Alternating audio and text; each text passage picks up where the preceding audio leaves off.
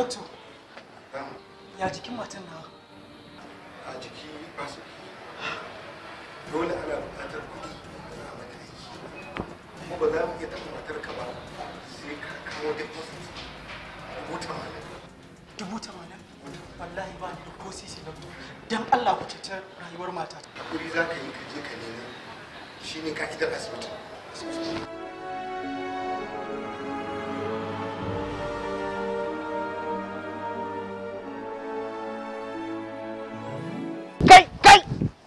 Ina zuwa bawan Allah. Dan Allah Alhaji na zo nema. Mai gidan nan? A Alhaji yana Dubai. Inna lillahi wa Hajiya fa. Tare suka tafi. Inna lillahi wa inna ilaihi raji'un. Lafiya.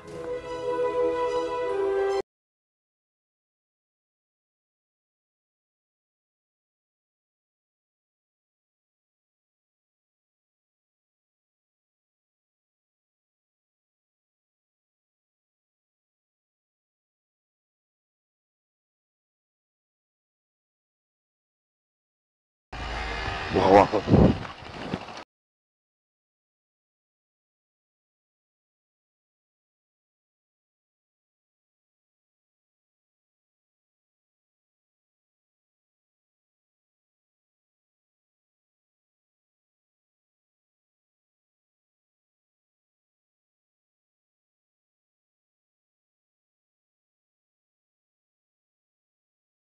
Bawan Allah! Bawan Allah! Bawan Allah! Da Allah! Da Allah! Da Allah baka ga ɗan kunshin leda ba? A ina kuma? A nan wajen. Da Allah baka gani ba ka taimaken. Gani ba. Allah ya tsananta rabo. Inna lillahi wa inna ilaihi raji'un. Tattalin arziki na kenan da shi nake lallaba rayuwata da iyalaina. Yanzu na koma baya. Ya za in samu wannan saboda Allah?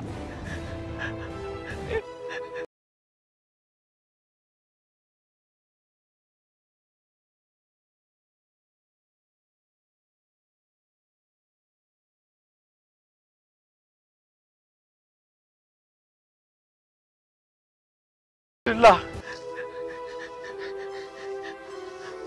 Wallahi su ne 350 da su nake zuwa fatauci. Ashe za a samu irin ku a bayan ƙasa? Bawan Allah ga 500 ka hau mota ka je inda za ka je. Na gode, Allah ya saka da alheri. Alhamdulillah, alhamdulillah.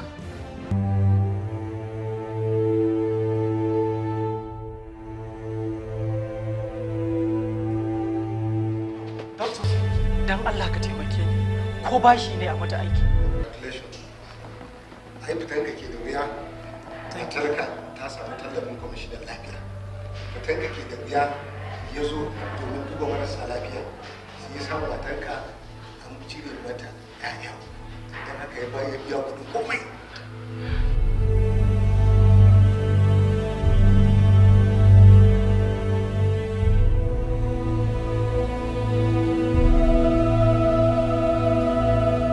Alhamdulillah, suna nan lafiya dai ko? Allah na gode maka. Doktor, wannan ne masu safiya ya kuma shi. Kai, congratulations. Na gode. To, bayan murna da ne maka, ba za mu bar ka haka kawai ba. Dole za mu baka tallafi wanda za ka kula da tarbiyyar yaran nan har girman su. Saboda ka biyo mu mota. Congratulations. Na gode sosai. Idan haka sai ka hanzarta ka bi su. Idan ka riƙe gaskiya tare da yin imani da Allah sai ya yi maka ta inda baka tsammani.